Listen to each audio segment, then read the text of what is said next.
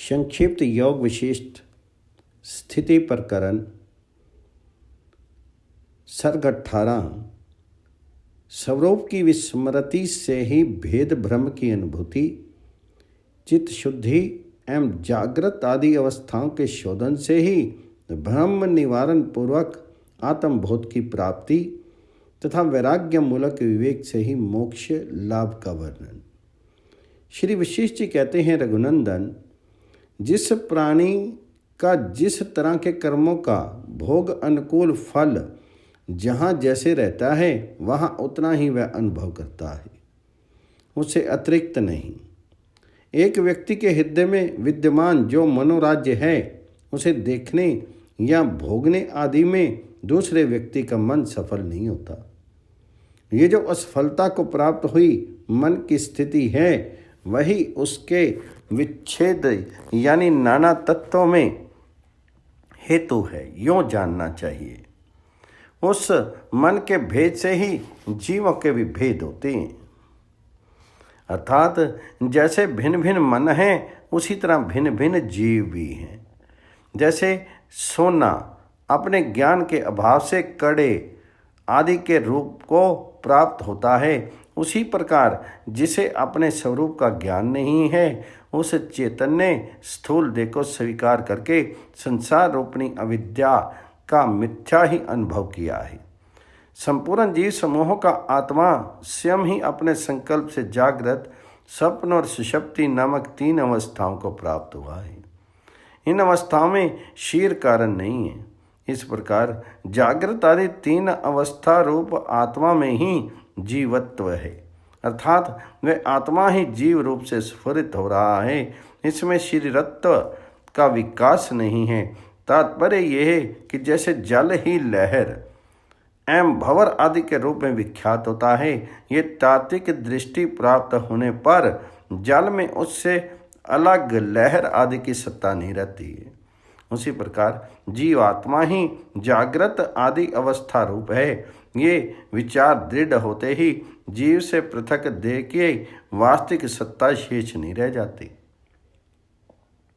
इसी प्रकार तत्वज्ञ पुरुष सुषुप्ति अवस्था के अवसानभूत तुरीय पद रूप सच्चिदानंद घन परमात्म पद को ज्ञान द्वारा प्राप्त करके संसार से निवृत्त हो जाता है। परंतु जो मूढ़ जीव हैं वही सृष्टि में प्रवृत्त होते हैं। ज्ञानी और अज्ञानी दोनों की सुषुप्ति एक रूपी है, क्योंकि अज्ञ को भी सुषुप्त अवस्था में सुख की प्राप्ति होती है, किंतु अज्ञानी जीव तो सुषुप्त अवस्था में पहुंचकर भी वास्तविक आत्मज्ञान से रहित और देहात्मक भाव की भ्रांति वासना से वासित होने के कारण सृष्टि को प्राप्त होता है, परंतु ज्ञानी नहीं। पर ब्रह्म परमात्मा निर्विशेष होने के कारण स्वभाव नहीं कहा जा सकता। निर्विकार, अद्वितीय और असंग होने के कारण जो वास्तव में किसी का कारण नहीं है, तथापि संपूर्ण प्रपंच के आरोप का अधिष्ठान रूप से आदि कारण है, उस निर्विशेष पर ब्रह्म परमात्मा में वस्तुता कारण एवं निमित्त आदि वस्तु की भी संभावना नहीं है। अतः ब्रह्म में बिना किसी कारण के ही प्रतीत होने वाला ये जगत मिथ्या ही है। सारी वस्तु ब्रह्म का ही विचार करना उचित है। असार वस्तु दृश्य संसार के विचार से क्या लाभ। बीज अपने स्वरूप का त्याग करके अंकुर आदि के क्रम से फल रूप में परिणत होता देखा जाता है, परंतु ब्रह्म वैसा नहीं है। वे अपने स्वरूप का त्याग किए बिना ही जगत रूप अध्यारोप का अधिष्ठान रूप से कारण होता है। बीज का अव्यय आदि सब कुछ साकार है, अतः उससे निराकार परम पद रूप ब्रह्म की तुलना करना उचित नहीं। इसलिए कल्याण स्वरूप ब्रह्म के लिए कोई उपमा सम्मति नहीं हो सकती। अपने को दृश्य रूप में देखने वाला दृष्टा अपने वास्तविक स्वरूप आत्मा को नहीं देख सकता, इसलिए उसे अनर्थ की प्राप्ति होती है। जिसकी बुद्धि प्रपंच से आक्रांत हो, ऐसे किसी पुरुष को अपने यथार्थ स्थिति का ज्ञान नहीं होता। जब तक भ्रांति में मृग तृष्णा में जल की प्रतीति हो रही है, तब तक किसी की समझदारी किस काम की। और जब यह ज्ञान हो गया है कि यहाँ जल नहीं है, तब वहाँ मृग तृष्णा ही क्या रहेगी। जैसे नेत्र बहिर्मुख होने के कारण अपने आप को नहीं देख पाता, उसी प्रकार आकाश की भांति निर्मल होता हुआ भी दृष्टा बहिर्मुख होने के कारण अपने स्वरूप का साक्षात्कार नहीं कर सकता। ये ब्रह्म की प्रबलता कैसी आश्चर्यजनक है। यदि दृश्य प्रपंच को दृश्य रूप से ही सच्चा समझा जाए तो आकाश के समान निर्मल ब्रह्म यत्न करने पर भी नहीं मिल सकता, फिर तो उसकी प्राप्ति बहुत दूर हो जाती है। श्री राम इसलिए उसको दृश्य ही दिखाई देता है, दृष्टा का दर्शन नहीं होता। वास्तव में एकमात्र दृष्टा ही सर्वत्र स्थित है। दृश्य नाम की कोई वस्तु यहाँ है ही नहीं। जो कुछ दिखाई देता है वह केवल ब्रह्म है। जब दृष्टा और दृश्य में कोई अंतर नहीं रहा, तब कौन दृष्टा और कैसा दृश्य, क्योंकि वह दृष्टा ही दृश्य रूप में प्रकट होता है। जब चित्त सिद्धि को प्राप्त होता है, तब जीव जड़ संसर्ग से मुक्त होकर केवल शुद्ध चिन्ह में आत्म स्वरूप से स्थित होता है। वह चेतन आत्मा शुद्ध एवं सर्वव्यापी है। चेतन आत्मा जहाँ जिस वस्तु की भावना करता है, वहाँ वह तत्काल प्रकट हो जाती है। उसने स्वरूप में भी जो कुछ देखा है वह सपन के समय में सत्य ही है। जैसे बीज के अंदर सूक्ष्म रूप से पत्ते, लता, फूल और फल रूप अणु रहते हैं, उसी प्रकार चेतन रूप अणु के भीतर समस्त सूक्ष्म अनुभव विद्यमान है। जिस पुरुष के भीतर ये विचार नहीं उठता कि मैं कौन हूँ और ये जगत क्या है, वह संसार के बंधन से मुक्त नहीं हुआ। जिस विशुद्ध बुद्धि वाले पुरुष की भोग लिप्सा प्रतिदिन क्षीण होती जाती है, उस वैराग्यवान का ही विवेक युक्त विचार सफल होता है। जैसे शीर के द्वारा पथ्य भोजन आदि नियमों के साथ सेवन किया हुआ औषध ही आरोग्य प्रदान करता है, उसी प्रकार जितेंद्रियता का अभ्यास हो जाने पर ही विवेक सफल होता है। चित्र में अंकित प्रज्वलित अग्नि की भांति जिसका विवेक केवल कथन मात्र ही है, कार्य में परिणत नहीं हुआ है, उसने अविवेक का त्याग नहीं किया है, अतः वह अविवेक उसे दुख ही देने वाला होगा। जैसे शपथ से ही वायु की सत्ता का भान होता है, कथन मात्र से नहीं, उसी प्रकार भोग इच्छा के क्षीण होने जाने से ही पुरुष का विवेक जागृत होता है। चित्र लिखित अमृत अमृत नहीं है, चित्र लिखित अग्नि अग्नि नहीं है, चित्र लिखित नारी निश्चय ही नारी नहीं है। उसी तरह कथन मात्र का विवेक विवेक नहीं है, वास्तव में अविवेक ही है।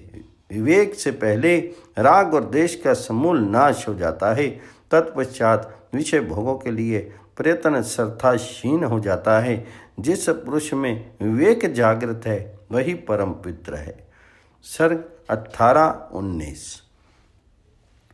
20वां सर्ग उपासनाओं के अनुसार फल की प्राप्ति तथा जागृत स्वप्न अवस्थाओं का वर्णन, मन को सत्य आत्मा में लगाने का आदेश, मन को भावना के अनुसार रूप और फल की प्राप्ति तथा भावना के त्याग से विचार द्वारा ब्रह्म भाव की प्राप्ति का प्रतिपादन। श्री विशेष जी कहते हैं, श्री राम वे जीव अपनी सिद्धि के लिए जैसे जैसे प्रयत्न करते हैं, उन विविध उपासनाओं के क्रम से वे शीघ्र ही वैसे ही हो जाते हैं। देवताओं की पूजा करने वाले देवताओं को, यक्षों की आराधना करने वाले यक्षों को, ब्रह्म के उपासक ब्रह्म को प्राप्त होते हैं। इनमें जो सर्वोत्तम है उसी परमात्म रूप इष्ट देव का आश्रय लेना चाहिए। श्री राम जी ने पूछा, भगवान आप मुझे जागृत तथा स्वप्न अवस्थाओं का भेद बताइए। तो श्री विशेष जी ने कहा, रघुनंदन जिसकी प्रतीति स्थिर हो उसे जागृत कहते हैं, और जिसकी प्रतीति स्थिर नहीं होती उसे स्वप्न कहा जाता है। यदि स्वप्न भी कालांतर में स्थित हो तो प्रत्यक्ष अनुभव के आधार पर उसे जागृत की श्रेणी में ही देखा जाएगा। और यदि जागृत भी कालांतर में स्थित नहीं है तो वह स्वप्न ही है। इस प्रकार जागृत स्वभाव को और स्वप्न जागृत भाव को प्राप्त होता है। स्वप्न भी स्वप्न काल में स्थिर होने के कारण जागृत भाव को प्राप्त होता है और जागृत के मनोरथ भी जागृत काल में अस्थिर होने से स्वप्न ही है, क्योंकि वैसा ही बोध होता है। रघुनंदन, मैंने तुमसे ये जो कुछ कहा है, जागृत आदि अवस्थाओं का वर्णन किया है, वह सब मन के स्वरूप का निरूपण मात्र है और किसी हेतु या प्रयोजन से यह सब नहीं कहा गया है। जैसे अग्नि के संपर्क में आने से लोहे का गोला आग बन जाता है, उसी प्रकार दृढ़ निश्चय से युक्त चित्त जिस वस्तु की बारंबार भावना करता है उसी के आकाश को प्राप्त हो जाता है। भाव, अभाव, ग्रहण और त्याग आदि सारी प्रतीतियाँ चेतन में मन के द्वारा कल्पित हैं। ये प्रतीत होती हैं, इसलिए तो ये असत्य नहीं है और वास्तव में ये है नहीं, इसलिए सत्य नहीं है। चित्त की चपलता से ही इसका निर्माण हुआ है। मन मोह का जनक और जगत की स्थिति का कारण है। मलिन मन ही व्यष्टि और समष्टि रूप से इस जगत की कल्पना करता है। संसार की सारी भूतियां एकमात्र मन को जीतने से ही प्राप्त होती हैं। चित्त जिसकी भावना में तन्मय होता है उसे निसंदेह प्राप्त कर लेता है। सौभाग्यशाली श्री राम मन के द्वारा अभिलक्षित देश या विषय को शीर प्रभात होता है, परंतु शीर के द्वारा आचरित देश या विषम को मन नीता प्राप्त नहीं होता।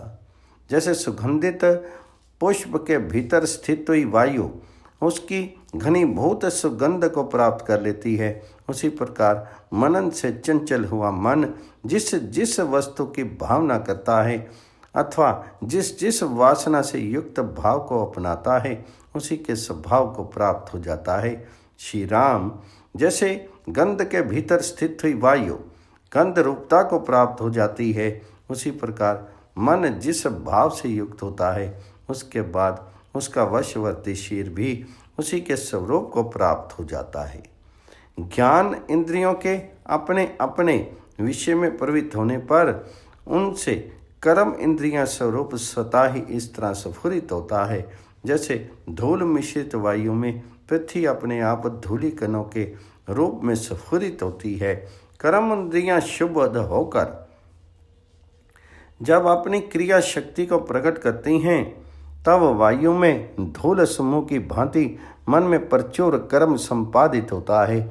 इस प्रकार मन से कर्म की उत्पत्ति हुई है और मन की उत्पत्ति में भी कर्म को ही बीज कारण बताया गया है। फूल और सुगंध की भांति इन दोनों की सत्ता एक दूसरे से भिन्न नहीं है। दृढ़ अभ्यास के कारण मन जैसे भाव को ग्रहण करता है वैसे ही स्पंद और कर्म नाम की शाखाओं को वह प्रकट करता है तथा उसी तरह की क्रिया रूप उसके फल को बड़े आदर से उत्पन्न करता है। तदंतर उसी के स्वाद का अनुभव करके शीघ्र बंधन में पड़ता है। मन जिस जिस भाव को अपनाता है उसी को वस्तु रूप में पाता है, वही श्रेय है, दूसरा नहीं। ऐसा उनका निश्चय हो जाता है। अपनी अपनी प्रतीति के द्वारा ही दृढ़तापूर्वक भिन्नता को प्राप्त हुए मनुष्यों के मन सदा ही धर्म, अर्थ, काम और मोक्ष के लिए प्रयत्न करते हैं। जो अकृत्यम अर्थात नित्य सिद्ध विज्ञान आत्मघन परमात्मा हैं, उसके लिए प्रयत्न करने वाले मनुष्यों को चाहिए कि वे अपने मन को तन में बना दें, जिससे उसकी प्राप्ति हो सके। यह दृश्य माया है, अविद्या है और भय देने वाली भावना है। मन की जो दृश्यमयता है, विद्वान लोग उसी को बंधन में डालने वाला कर्म कहते हैं। स्वभाव में स्थित जो ये दृश्य तन्मयता अनुभव में आती है, वही विद्वानों द्वारा मुद्रा के समान संसार को उन्मुक्त बना देने वाली अविद्या कही जाती है। जैसे पटल नामक रोग से अंधा हुआ पुरुष सूर्य के दीप्तिमान प्रकाश को नहीं देखता, उसी प्रकार इस अविद्या से उपहत हुए लोक कल्याण को नहीं प्राप्त होते। वह अविद्या संकल्प से स्वयं उत्पन्न होती है। महामते, भावना के संकल्प को त्याग देने मात्र से जब वह क्षीण हो जाती है, उस समय रस स्वरूप आनंद में परमात्मा के ध्यान के अभ्यास की दृढ़ता से सुशोभित श्रवण मनन आत्मक विचार के द्वारा सब पदार्थों में अनासक्ति स्थिर हो जाती है।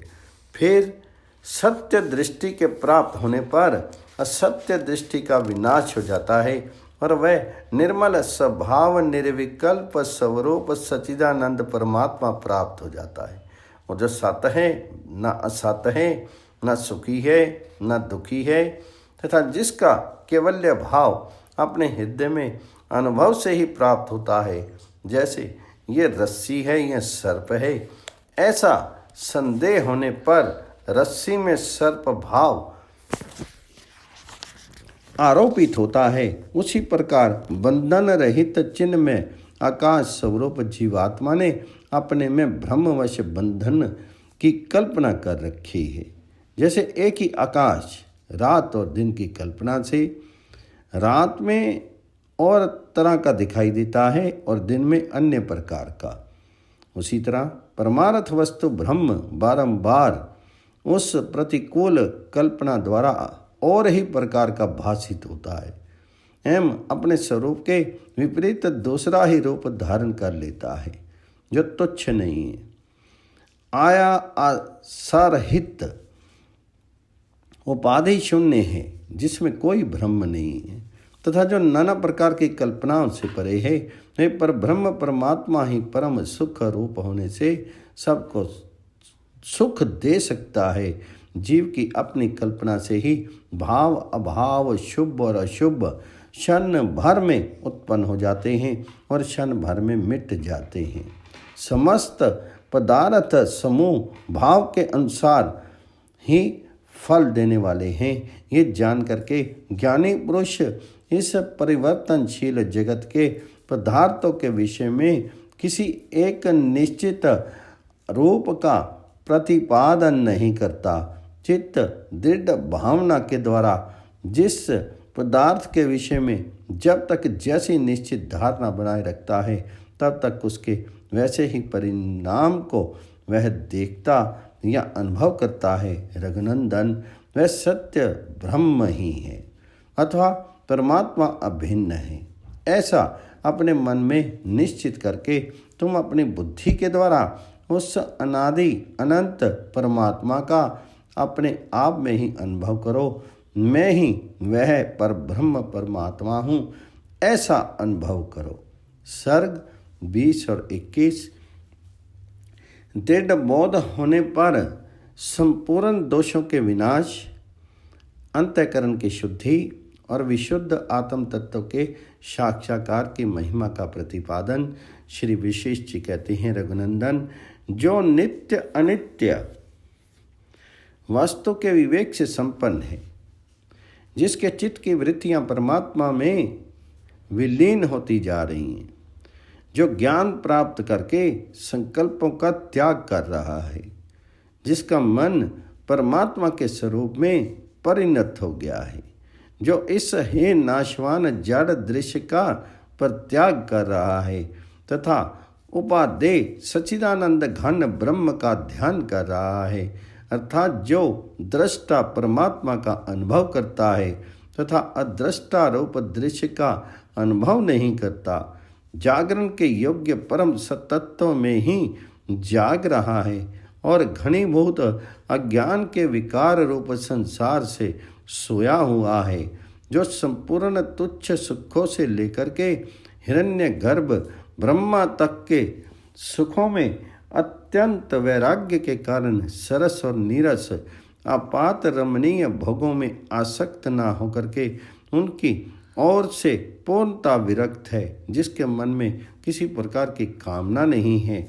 ऐसे अधिकारी पुरुष का अनादि जड़ता अज्ञान रूपी आकाश आसक्ति शून्य हो, जब परमात्म रूपी जल के साथ एकता को प्राप्त हो जाता है और धूप में बर्फ की भांति पूर्णता विकलित हो जाता है।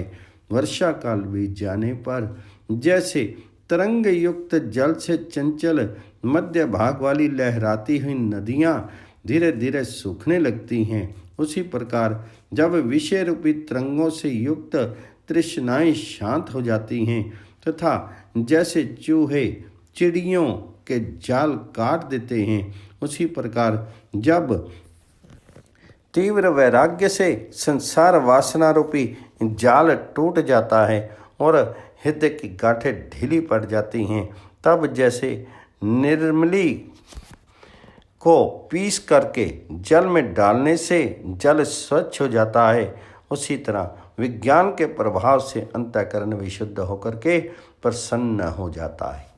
जैसे वायु के शांत होने पर समुद्र में समता आ जाती है, उसी प्रकार मन के शांत होने पर सब जगह सर्वोत्तम शांति पैदा करने वाली अज्ञान रूपी मल से रहित उन्नत समदर्श का उदय होता है। इस विषय में अधिक कहने से क्या लाभ। जिसने जानने योग्य परमात्म तत्व को जान लिया वह परम बुद्धिमान पुरुष वायु आदि चार भूतों से रहित आकाश कोश के समान ना उत्पन्न होता है और ना नष्ट होता है।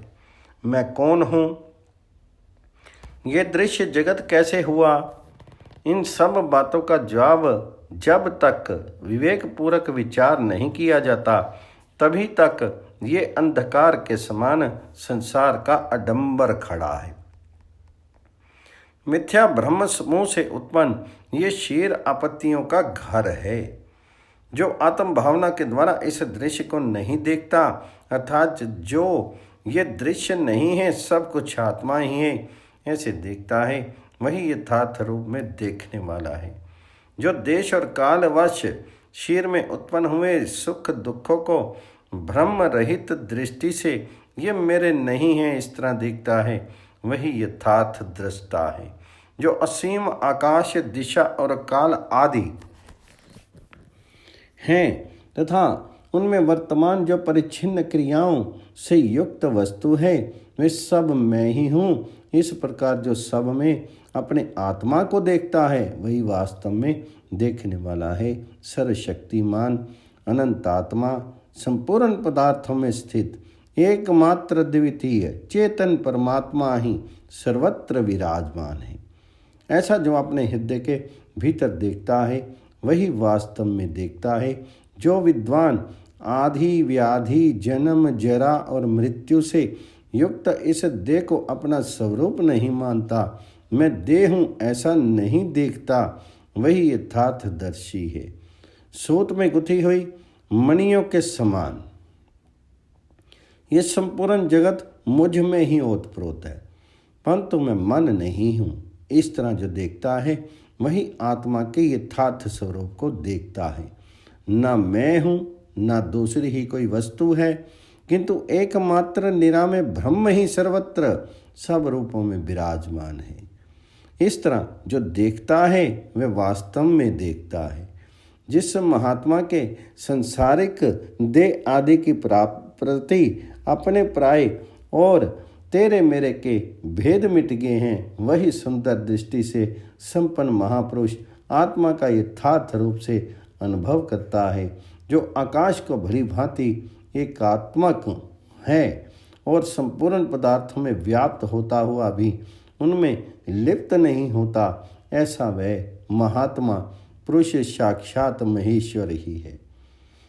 जो सुषुप्ति प्रकाश अर्थात जागृत और कलना स्वप्न इन तीनों अवस्थाओं से मुक्त है, काल का भी परम प्रेम सपद आत्मा बन गया है तथा जो सौम्य समदर्शी और अपने आत्म स्वरूप में स्थित है, ऐसे उस परमात्म पद को प्राप्त हुए पुरुष को मैं नमस्कार करता हूँ। संपूर्ण जगत में एकमात्र ब्रह्म ही विराजमान है। जिसकी बुद्धि में ऐसा निश्चय हो गया है तथा जिसकी वृत्ति ब्रह्म आकार दृष्टि जगत की सृष्टि परले और स्थिति रूपणी विचित्र एवं मनोहर वैभव युक्त कलाओं में सदा ही एक रत है, उस परम बोधवान शिव स्वरूप महापुरुष को नमस्कार है। सर्ग 22, 23 सर्ग। क्षीर रूपी नगरी के सम्राट ज्ञानी की राग रहित स्थिति का वर्णन। श्री विशेष जी कहते हैं, रघुकुल नंदन श्री राम जैसे देवराज इंद्र अपनी अमरावतीपुरी में निश्चिंत होकर के राज्य करते हैं, उसी प्रकार विवेकी पुरुष इस देह रूपिणी नगरी में राज्य करता हुआ सदा निश्चिंत एवं अपने आत्मा में स्थित रहता है। वह अपने मन रूपी मत वाले घोड़ों को काम भोग के भयानक गड्ढे की ओर नहीं जाने देता तथा अपनी प्रज्ञा रूपिणी पुत्री को लोभ के वश में होकर के नहीं बेचता। अज्ञान रूपी शत्रु राष्ट्र इसके छिद्र को नहीं देख सकता और यह संसार रूपी शत्रु के भय की जड़ों को ही काट देता है। तृष्णा रूपिणी नदी के प्रवाह के भीतर उठने वाली बड़ी भारी भंवर में जहाँ काम भोग रूपी दुष्ट ग्रह निवास करते हैं, वह विवेकी पुरुष बहिर्मुख होकर के डूबता नहीं। वे मन की ब्रह्माकार निवृत्ति में आरूढ़ होकर बाहर भीतर परमात्मा के सिवा दूसरे किसी वस्तु को न देखता हुआ सदा समता शांति रूप गंगा जमुना के संगम में स्नान करता है, जिस पर संपूर्ण इंद्रिय रूपी जन समुदाय की दृष्टि रहती है। उस विशेष सुख के अवलोकन से परांगमुख होकर मैं ध्यान में सदा सुखपूर्वक बैठा रहता है। सर्वव्यापक होकर भी इस क्षीर रूपी नगरी में स्थित आत्मा रूपी पुरुष विश्व की कल्पना द्वारा निर्मित विविध भोगों का प्रारब्ध के अनुसार भोग करके अपने स्वरूपभूत परम पुरुषार्थ को प्राप्त होता है। समस्त पदार्थों की क्रिया से विमुख रहने वाला वह विवेकी पुरुष व्यवहार दृष्टि से कर्म करता हुआ भी परमार्थ दृष्टि से कुछ नहीं करता है, क्योंकि वह संपूर्ण व्यवहारिक कार्यों का कर्तापन के अभिमान से रहित होकर के सम्यक रूप से अनुष्ठान करता है। इस शरीर नगरी में रहकर हृदय पुंडरीक में आरूढ़ हो वह सदा शांति रूप शीतल क्षीर वाली लोक सुंदरी मैत्री रूपनी अपनी प्रिया के साथ नित्य रमन करता है। जैसे चंद्रमा के अगल बगल में चित्त को आनंदित करने वाली विशाखा नामक 2 ताराएं स्थित होती हैं, इसी तरह विवेकी पुरुष के दोनों पार्श्व भागों में सत्यता और समता नाम की 2 कांताएं सम्यक रूप से विराजमान होती हैं, जो चित्त को आनंद प्रदान करने वाली हैं। जैसे संपूर्ण कलाओं से युक्त और समस्त शोभा संपत्ति से सुंदर प्रतीत होने वाले पूर्णिमा के चंद्रमा चिरकाल तक संपूर्ण दिशाओं को अपनी सुधामय किरणों से पूर्ण करके प्रकाशित होते हैं, उसी प्रकार जिसके सारे मनोरथ चिरकाल के लिए परिपूर्ण हो गए हैं, जो सर्वात्म भाव रूप संपत्ति से सुंदर दिखाई देता है, वे आत्मकाम तत्ववेता पुरुष निरंतर अपने प्रकाश से प्रकाशित होता है। चंद्रमा तो पुनः क्षीण होने के लिए प्रकाशित होते हैं, परंतु तत्वज्ञ फिर क्षीण नहीं होता। वह अखंड एक रस भाव से अपने स्वरूप में प्रतिष्ठित रहने के लिए प्रकाशित होता है। जैसे बिना किसी प्रयत्न के स्वतः प्राप्त हुए तथा व्यर्थ पदार्थों में मनुष्य की दृष्टि आसक्ति शून्य होकर ही पड़ती है, उसी प्रकार विवेकी पुरुष की बुद्धि सांसारिक कार्यों में भी सम राग शून्य ही रहती है। इंद्रियों को प्रारब्धवश जो न्याय युक्त विषय प्राप्त होते हैं, उसका तो वह कभी निवारण नहीं करता और अप्राप्त वस्तु को प्राप्त करने का प्रयत्न भी नहीं करता।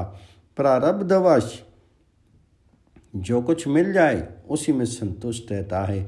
इस प्रकार ज्ञानी अपने आप में परिपूर्ण रहता है।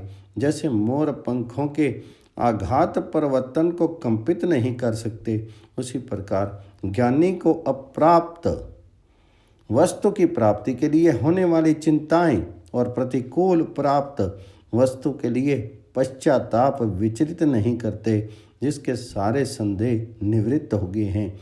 भोग संबंधी सारी उत्सुकता विनष्ट हो गई है तथा काल्पनिक शरीर क्षीण हो गया है। वे ज्ञानी पुरुष सम्राट के समान विराजमान होता है। जैसे अपार अनंत क्षीर सागर अपने आप में ही परिपूर्ण है, उसी प्रकार अपरिच्छन्न आत्मज्ञानी अपने आप में ही नहीं समाता, अर्थात अपने आप में ही परिपूर्ण है और आत्मा से आत्मा में ही रमन करता है।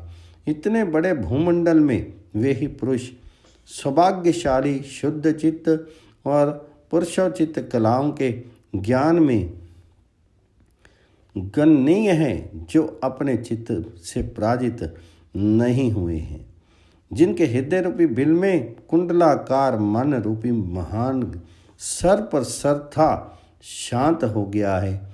अपने स्वरूप में पूर्ण रूप से उदित हुए ऐसे उस अत्यंत निर्मल तत्ववेता को मैं प्रणाम करता हूँ। सर्ग 23 समाप्त।